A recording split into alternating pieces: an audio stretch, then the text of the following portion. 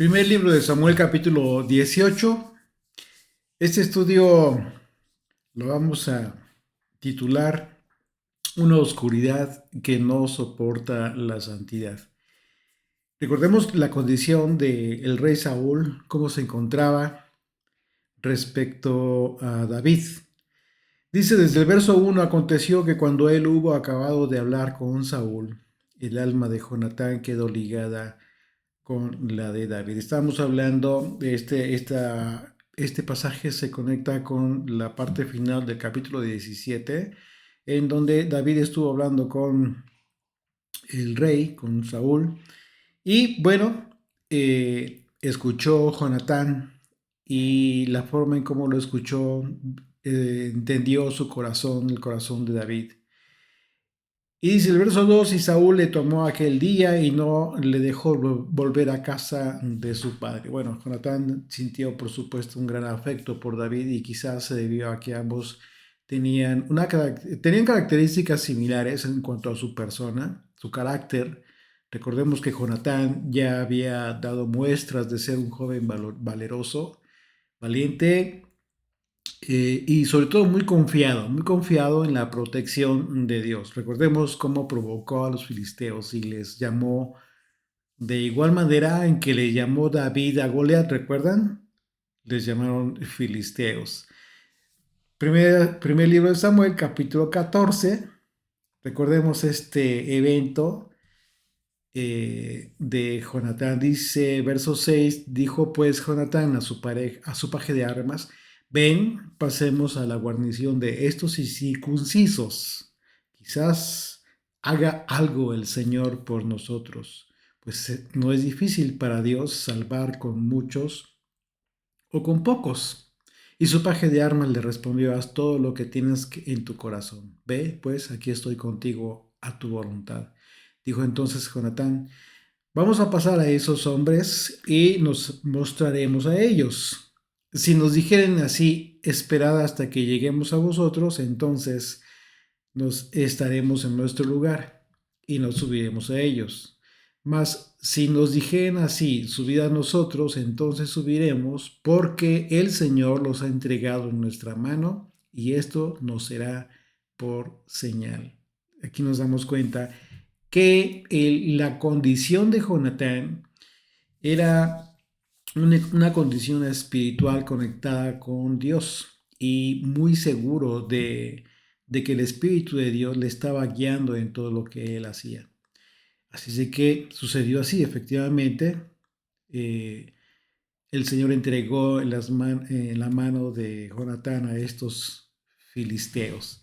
Y bueno, como vemos, tanto David como Jonatán pues estaban con dos atributos muy especiales. Eran valientes, eran valerosos y ponían toda su confianza en el Señor. Así es de que Saúl, por supuesto que no dejaría que David se fuera a cuidar ovejas, no iba a dejar que se regresaran, sino que hizo lo que en términos castrenses se le describe como reclutar. Reclutó a David a las filas del ejército de Israel. Dice verso 3: e hicieron pacto Jonatán y David porque él le amaba como a sí mismo. Este pasaje nos provee de una enseñanza muy, muy importante, porque recordemos que Jonatán, al ser hijo del primogénito, de ser un hijo primogénito de Saúl, el rey, pues él era claramente el heredero al trono de Israel. Entonces, pero por otro lado, David ya sabía de antemano, ¿sí? Pues que el profeta Saúl lo había ungido para ocupar ese trono, precisamente. Sin embargo, el testimonio de amistad de estos dos jóvenes, una amistad sincera, nos enseña que cuando somos sinceros al afirmar que Dios guía nuestros pasos y nos sometemos a su voluntad, la perspectiva común y corriente de los hombres respecto a las aspiraciones de cada quien no son las mismas perspectivas de quienes tienen un corazón conforme al corazón de Dios, como lo fueron estos dos jóvenes. Así es que el aprecio, la identidad que tuvieron ellos, amistad tan sincera entre Jonatán y David nos enseña cómo debemos ser los que confiamos en el Señor. Independientemente de que David estaba seguro de que algún día ocuparía ese trono, en ningún momento lo buscó, lo pretendió de mala manera, no buscó un atajo, sino que dejó que el Señor llevara a cabo su plan, porque finalmente son los planes de Dios. Y David fue fiel fue fiel al Señor. Y dice verso 4, y Jonatán se quitó el manto que llevaba y se lo dio a David y otras ropas suyas, hasta su espada, su arco y su talabarte. Esto es muy importante. Recordemos que David no quiso usar la armadura de Saúl, ¿recuerdan? No la quiso usar porque se sintió muy incómodo para pelear contra Goliat. Sin embargo, vemos que en este caso sí recibió estos objetos muy importantes y también simbólicos de parte de Jonatán. No se describen estos objetos simplemente por describirlos, tienen una importancia determinada. El manto de Jonatán no era cualquier manto, era parte de la vestimenta del príncipe heredero.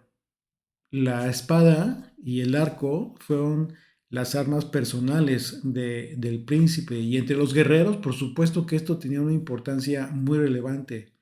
Y el talabarte, pues era un cinturón para ceñirse. Y bueno, es curioso que como lo mencionamos, David no pudo usar la armadura de Saúl, a quien el Espíritu de Dios le había abandonado, a Saúl. Sin embargo, David sí recibió el manto, la espada, el arco y el cinturón para ceñirse de parte de Jonatán, que como vimos en el capítulo 14, el Espíritu de Dios estaba con Jonatán. Entonces, este supo cuando Dios había entregado en su mano a los filisteos. ¿Recuerdan? Lo acabamos de leer. Jonatán tenía una conexión espiritual muy importante con Dios. Y entonces aquí esto es muy importante, como es que sí recibe los objetos, la armadura, por decirlo así, de Jonatán. Entonces, esto hablando de armaduras, de guerra, de instrumentos, nos recuerda la espada, pues nos recuerda, por supuesto, de inmediato vino a tu mente el pasaje en que el apóstol Pablo hace referencia a la forma en que debemos afrontar la guerra espiritual en la que nos encontramos constantemente. Dice Efesios capítulo 6, verso 10, por lo demás, hermanos míos, fortaleceos en el Señor y en el poder de su fuerza. Vestíos de toda armadura de Dios para que podáis estar firmes contra las acechanzas del diablo. Si te dan cuenta, el contexto es el mismo. La armadura, ¿sí? Está hablando de armadura aquí el apóstol Pablo y el contexto cuál es estar protegidos contra las acechanzas del enemigo. Y en este caso, en el pasaje que estamos analizando, el capítulo 18 de primer libro de Samuel, pues estamos viendo claramente un aspecto espiritual muy, muy contundente en el que Saúl estaba abandonado de parte del Espíritu de Dios, pero el Espíritu de Dios estaba con Jonatán, el príncipe heredero, y con David. Así es de que pues es muy importante. Y luego sigue el verso 12 aquí mismo en Efesios 6 dice, porque no tenemos lucha contra carne y sangre, sino contra principados, contra potestades, contra los gobernadores de las tinieblas de este siglo, contra huestes espirituales de maldad en las regiones celestes. Por tanto, tomad la armadura de Dios para que podáis resistir en el día malo y habiendo acabado todo, estar firmes. Obviamente aquí ya Pablo nos está remitiendo al tiempo del fin.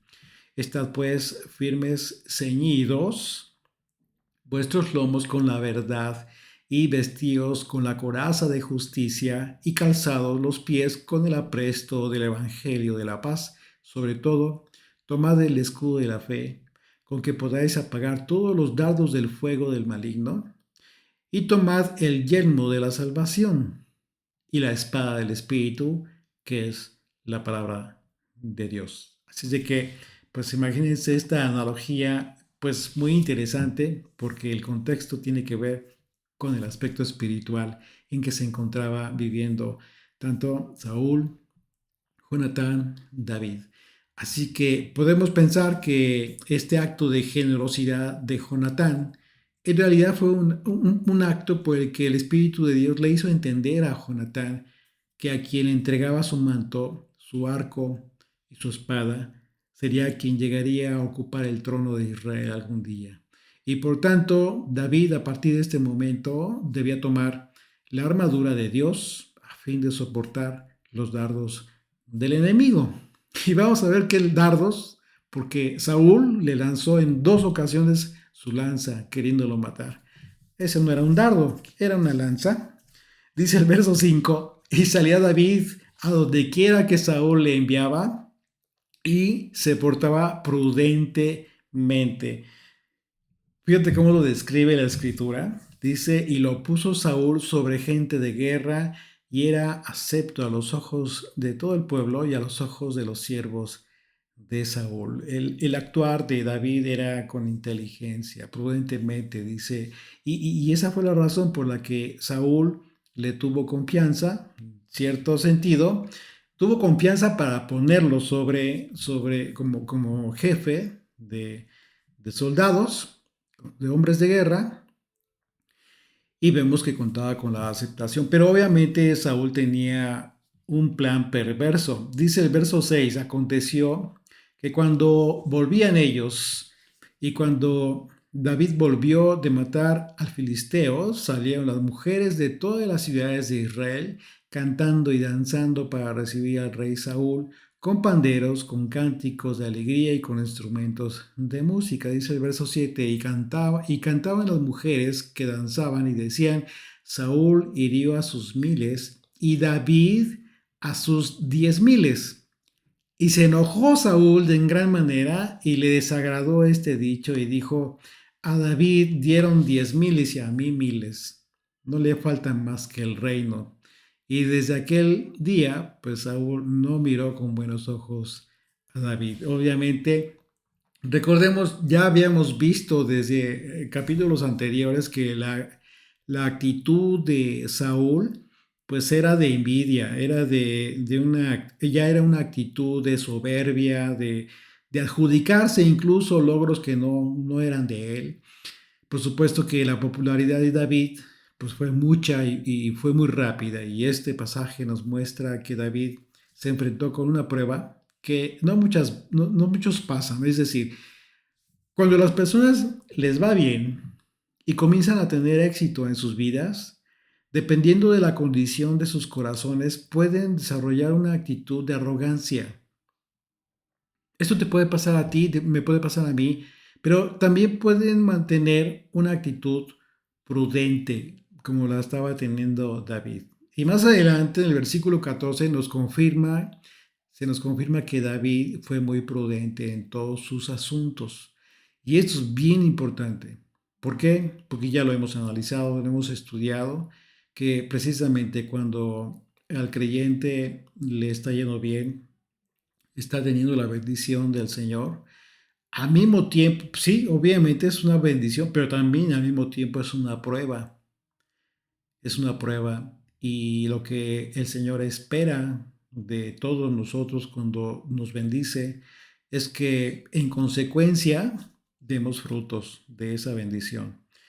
Así es de que la prueba que todos podemos presentar, que es la prueba que tuvo David, es en dos sentidos, tomar las cosas con prudencia y no olvidar el lugar que tenemos en actitud humilde y de servicio. O bien perder piso y caer en la soberbia, como muchos. Caer en la soberbia y presumir de que las podemos todas y se nos olvida de que ha sido el Señor el que nos ha dado todo. Así es de que debemos entender que en cada experiencia que tenemos y que tenemos la oportunidad de tener éxito, pues puede ser una prueba que el enemigo puede usar incluso para hacernos caer, para derribarnos, o también puede ser una prueba que puede ser usada por Dios para edificarnos. Y el resultado pues va a depender del tipo de armadura que hayamos decidido usar. ¿Qué armadura vas a usar? ¿La de Saúl o la de Jonatán? Y bueno, como vemos, el resultado de aquellos cantos de estas mujeres, pues resultó en un sentimiento de envidia muy fuerte para Saúl, lo que generó que a partir de entonces Saúl ya no mirara con buenos ojos a David, como dice la escritura, y ahora Saúl pues, iba a estar sospechando de todo lo que hablara, lo que hiciera David. Y desde luego en la mente de Saúl, pues ya estaba presente el hecho de que el profeta Saúl ya le había advertido que el Señor había desgarrado de él el reino. Dice el verso 10, aconteció al otro día que un espíritu malo de parte de Dios tomó a Saúl y él desvariaba en medio de la casa, David tocando con su mano como los otros días y tenía Saúl la lanza en la mano. En este pasaje pues debemos tener cuidado porque fíjense que en algunas traducciones eh, dice diferente y puede dar lugar a confusiones. Por ejemplo, la versión de la Biblia del Jubileo se usa la palabra profetizar para describir el estado de Saúl, que era atacado por un espíritu malo, en lugar de desvariar. La palabra que se usa en lugar de desvariar es profetizar. Pero bueno, aquí también como estudiantes debemos entender y usar el sentido común, el sentido del contexto en que estamos, del pasaje, y estamos viendo que eh, lo que estaba sucediendo, independientemente de que la palabra pueda significar los dos aspectos, porque la gramática hebrea aquí puede usarse para desvaríos ociosos como para profecía de Dios. O sea, haz de cuenta, por ejemplo, la palabra kadosh, que significa santo, ¿sí? Pero la palabra kadesh también significa santo, pero es en otro sentido. ¿Sí me explico? Entonces, es importante que entendamos el sentido, la gramática que se usa en el texto. Y entonces aquí, pues por supuesto que estamos entendiendo que Saúl simplemente estaba balbuceando, estaba desvariando con un hombre que no estaba en sus cabales por, por este ataque del espíritu malo que Dios le había enviado. Así es que David tenía en sus manos un arpa, pero Saúl tenía una lanza en sus manos. Y dice el verso 11, y arrojó Saúl la lanza, diciendo, enclavaré a David a la pared, pero David lo evadió en dos ocasiones. Esta reacción de Saúl pues se debió al tormento que estaba sufriendo de parte del espíritu malo. Pero Dios estaba con David y por supuesto que no le iba a pasar nada a David. Dice el verso 12, mas Saúl estaba temeroso de David, por cuanto el Señor estaba con él. Él era consciente de eso. Y se había apartado de Saúl. Una vez más, vamos a entender bien este pasaje. Dice, mas Saúl estaba temeroso de David por cuanto el Señor estaba con él y se había apartado de Saúl. O sea, nos está confirmando que el Espíritu del Señor se había apartado de Saúl, pero estaba con David. Dice, por lo cual Saúl lo alejó de sí. Fíjense qué interesante, ¿eh? Con esta conciencia de Saúl de que el Espíritu de Dios estaba en David, lo que hace es alejarlo, le comenzó a tener temor de él. ¿Quién tiene temor de Dios? ¿Quién tiene temor de aquel que tiene el Espíritu de Dios? Por lo cual Saúl lo alejó de sí y le hizo jefe de 1000 y salía, entraba delante del pueblo y David se conducía prudentemente en todos sus asuntos y el Señor estaba con él. Aquí por supuesto que también puedes entender que lo alejó de él porque lo mandó a liderar las guerras, ¿no? Pero no es en ese sentido. Tenemos que entender el contexto de dónde viene, hablando del temor de Saúl que tenía de David por causa del Espíritu de Dios que estaba en David y dice, por lo cual, o sea, por esa razón, lo alejó de sí. Y, ahí sí, y le hizo jefe de mérito. Pero obviamente esto de haberlo hecho jefe de mil y salía delante del pueblo, estando en las guerras, pues tenía también un plan maligno por parte de Saúl. Dice el verso 15, y viendo Saúl que se portaba tan prudentemente, tenían temor de él.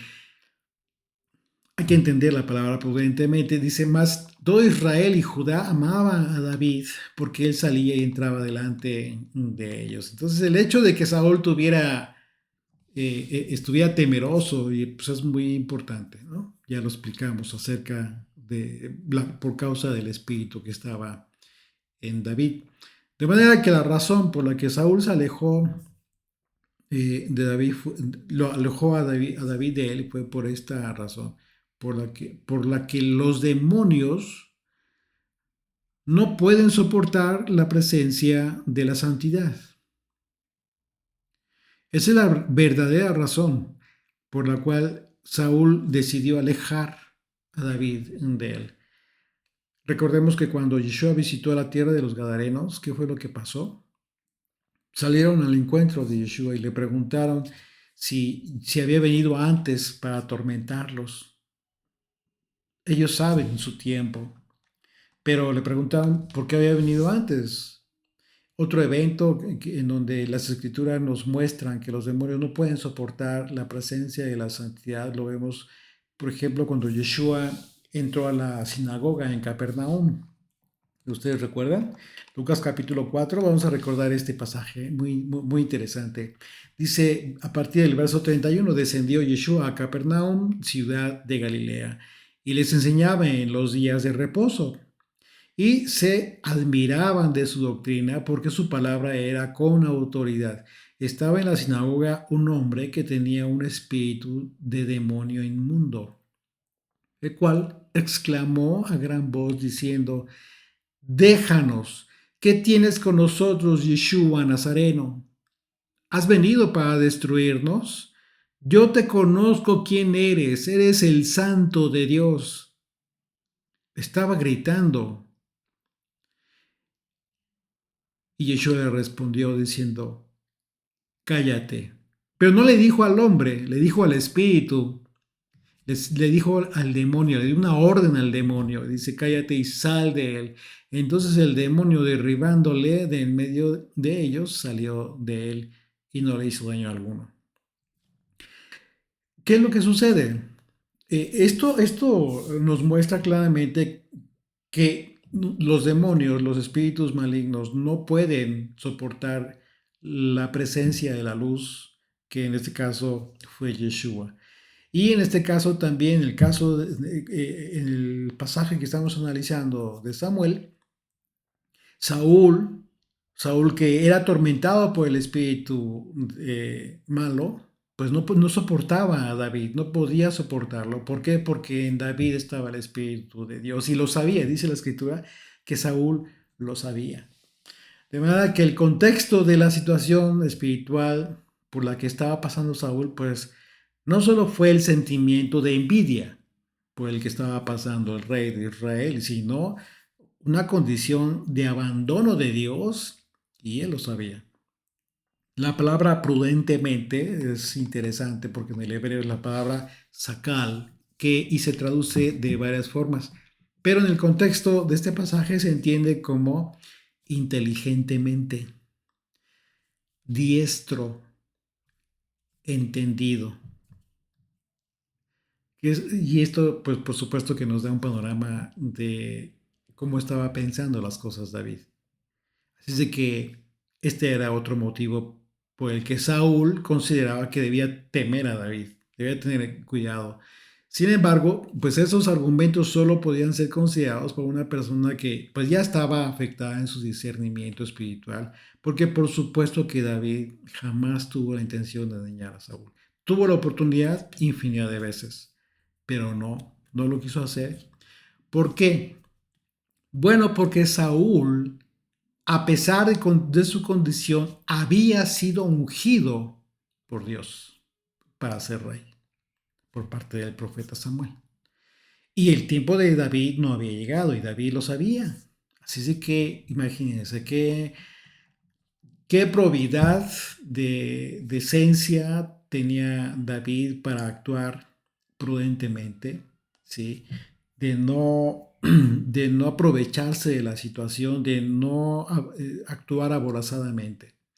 Dice el verso 17, entonces dijo Saúl a David, he aquí yo te daré Merab, mi hija mayor, por mujer, con tal que me seas hombre valiente y pelees las batallas del Señor. Mas Saúl decía, no será mi mano contra él, sino que será contra él la mano de los filisteos. Esto obviamente esto que le está diciendo a David ya tenía un plan malévolo, por supuesto, en contra de David. Dice el verso 18, pero David respondió a Saúl, ¿quién soy yo o qué es mi vida o la familia de mi padre en Israel para que yo sea yerno del rey? Y llegando el tiempo en que Merab, hija de Saúl, se había de dar a David, fue dada por mujer a Adriel, Mejolatita. Bueno, el ofrecimiento de Saúl respecto de su hija a David fue, ¿por qué? Bueno, por el motivo de la recompensa que él había ya prometido por la muerte de Goliat. Y aunque pareciera que Saúl estaba teniendo un gesto de cordialidad con David, a fin de cuentas, pensaba que, pues, en un momento le hizo pensar, ese fue el propósito, le hizo pensar a David que no habría problemas entre ellos a pesar de que le acababa de lanzar la lanza, ¿no? Como leemos, en realidad la intención de Saúl fue que en algún momento David fuera muerto a mano de los filisteos. Porque la costumbre era, ¿y por qué habló de este tema de darle el matrimonio a su hija? Bueno, porque en entonces se acostumbraba la dote, ¿sí? Eh, y en este caso David debía entregar una dote a Saúl por su hija, que daría en matrimonio. Pero David era pobre, su familia no tenía recursos. Entonces la dote que iba a pedir Saúl, pues nada más y nada menos iba a consistir en 100 prepucios de filisteos. Así es de que, y, y te preguntarás, ¿por qué prepucios? ¿Por qué los prepucios? ¿Quién se corta los prepucios? Pues es el mandamiento de la circuncisión. Es el mandamiento que recibió Abraham. Es el mandamiento que cumplieron los padres de Yeshua al haberlo circuncidado al octavo día. Pero ¿por qué los prepucios en hombres, en un pueblo que estaba en contra de Dios, en contra del pueblo de Dios? Entonces, estas preguntas, por supuesto que tienes que hacértelas para poder entender el contexto de la maldad en la que se encontraba Saúl. Y bueno, ¿qué sucedió con la hija que le había prometido? Finalmente, pues Saúl traicionó a David y entregó a Merab a otro hombre en matrimonio, esperando. Y esto, por supuesto, que quizás esperaba Saúl alguna respuesta por parte de David, pero no sucedió nada. No resultó la psicología inversa de manipulación, porque eso es satánico. Y Dios no respalda ese tipo de actitudes, al contrario, las juzga el Señor. Y dice el verso 20, pero Mical, la otra hija de Saúl, amaba a David. Bueno, y fue dicho a Saúl y le pareció bien a sus ojos. Y Saúl dijo, yo se la daré para que le sea por lazo y para que la mano de los filisteos sea contra él. Ya se dan cuenta, o sea, su propósito no era cumplir en buen plan su promesa, no. Su propósito ya era que David muriera. Dice para que la mano de los filisteos sea contra él, dijo pues Saúl a David por segunda vez, tú serás mi yerno hoy. Y mandó Saúl a sus siervos hablar en secreto a David, diciéndole: aquí el rey te ama y todos sus siervos te quieren bien. Sé pues yerno del rey. Los criados de Saúl hablaron estas palabras a los oídos de David, y dijo David: ¿os parece a vosotros que es poco ser yerno del rey, siendo yo un hombre pobre y de ninguna estima? Y los criados de Saúl le dieron la respuesta diciendo: tales palabras ha dicho David. Saúl dijo: decida hacia David, el rey no desea la dote, sino 100 prepucios de filisteos, para que sea tomada venganza de los enemigos del rey. Pero Saúl pensaba hacer caer a David en manos de los filisteos. Por supuesto que su plan era perverso. Finalmente, esta fue la verdadera razón de toda la supuesta bondad de Saúl: exponer a David a la muerte a cargo de los filisteos. En realidad, Saúl deseaba la muerte de David. Sin embargo, en su mente y corazón perturbados, Saúl ya no tenía un discernimiento para poder entender que en realidad estaba deseando la muerte del ungido de Dios para ocupar el trono de Israel. Era imposible que lograra su objetivo Saúl, pero ya no tenía esa capacidad de entender esto. Por su parte, pues David en todo momento, en todo esto fue guiado y fortalecido por Dios para tomar este reto es que le puso Saúl, pero no como un acto de orgullo, sino con todo el propósito de que Saúl y todo el pueblo entendieran que Dios estaba con David y que lo prosperaba en todo lo que él hacía. Lo más impresionante de esta petición por dote, por decirlo así, de Saúl fue que al hablar de los prepucios de los filisteos exigidos por Saúl, pues implicaba primeramente que los filisteos tenían que morir. De otra manera, ¿cómo les cortaba el prepucio? Sí. Pero por otro lado, como yo les comentaba hace un momento, es lo que simboliza el corte del prepucio de un varón.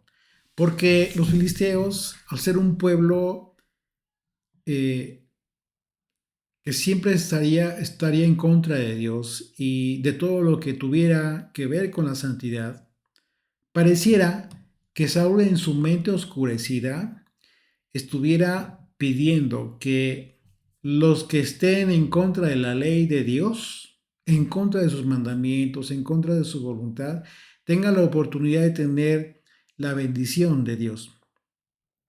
Porque eso es lo que representa el retirar el prepucio, porque el prepucio es una barrera, ¿sí?, que separa lo profano de lo santo. Recordemos lo que representa, estamos hablando de aspectos simbólicos, ¿sí? Recordemos lo que representa la circuncisión, que tiene que ver con retirar el prepucio. Circuncisión en el hebreo es la palabra milá, y la palabra pacto en el hebreo es la palabra brit. Ambas palabras significan el pacto del prepucio. Recordemos que el pacto que hizo Dios con Abraham fue este: así todo varón será circuncidado al octavo día. Génesis capítulo 17 es muy claro cómo es que Dios hace un pacto con Abraham. Entonces es el pacto del corte, ¿sí? El pacto del corte, pacto, sangre, prepucio, orla, que es lo que significa la palabra en hebreo, que se traduce como superfluo, una barrera. Al llevarse a cabo entonces la circuncisión en la carne, hay derramamiento de sangre y al mismo tiempo es retirada la barrera, el prepucio. Esto es un simbolismo importantísimo, porque cualquier varón en términos normales, hoy en día, que proceda a la circuncisión en la carne, es porque ya ha operado el Espíritu de Dios en la vida de esta persona. y ha generado una convicción acerca de lo que implica el pacto anunciado por Jeremías, ¿sí? Sin embargo, estamos hablando de un pueblo, en este caso, que era enemigo de Israel y enemigo de Dios, del Dios de Israel. Así es de que en esta petición de Saúl había encubierta quizás una blasfemia. ¿Por qué? Porque estaba hablando de algo, de un acto que no tenía nada que ver con los filisteos. Al contrario, quizás era una ofensa para los filisteos, porque buscaba la muerte de David. Pero por otro lado, siendo Saúl un hebreo que practicó la circuncisión en él y en su familia, como todo el pueblo, entendiendo, por supuesto, el propósito divino de este mandamiento, imagínense, por supuesto, que raya en la blasfemia esto que pidió Saúl a David, si lo entendemos, por supuesto, en el aspecto espiritual y por cuanto a los simbolismos que implican todo esto. Dice el verso 26, continuamos, dice, cuando sus siervos declararon a David estas palabras, pareció la cosa a los ojos de David para ser yerno del rey. Y antes que el plazo se cumpliese, se levantó David y se fue con su gente y mató a 200 hombres de los filisteos y trajo a David los prepucios de ellos y los entregó todos al rey a fin de hacerse yerno del rey. Qué manera, ¿no? Qué manera de ganarse a la hija del rey. Y Saúl le dio su hija Mical por mujer, pero Saúl, viendo y considerando que el Señor estaba con David y que su hija Mical lo amaba, tuvo más temor de David. Pues claro, porque su plan no le resultó. Finalmente no fueron 100, fueron 200 prepucios. 200 filisteos muertos, por supuesto. Y fue Saúl enemigo de David todos los días. Y salieron a la campaña los príncipes de los filisteos, y cada vez que salían, David tenía más éxito que todos los siervos de Saúl, por lo cual se hizo de mucha estima su nombre. Quitar el prepucio es quitar lo superfluo de nuestra carne. Ese prepucio representa una barrera espiritual para nuestra vida espiritual, nuestra conexión con Dios. La sangre que se derrama al practicar la circuncisión en la carne representa nuestra alma. Esto implica un compromiso para vivir en base a los mandamientos de Dios. A partir de ese momento, porque estamos haciendo el pacto que fue dado a Abraham y estamos cumpliendo lo que Dios le dijo a Abraham, tú y toda tu descendencia. Y lo mismo que hizo Yeshua, por supuesto, como nuestro maestro y ejemplo, también lo hacemos nosotros. Así es que a partir de ese momento, podríamos pensar que Saúl quizás anhelaba que el Espíritu de Dios volviera a él, pero la realidad era otra. Solo estaba empeorando su propia condición delante de Dios. Porque más adelante, en este mismo sentido, fue que Saúl consultó a una hechicera, ¿sí? Buscando desesperadamente recibir el discernimiento espiritual, un discernimiento que ya jamás volvería a él.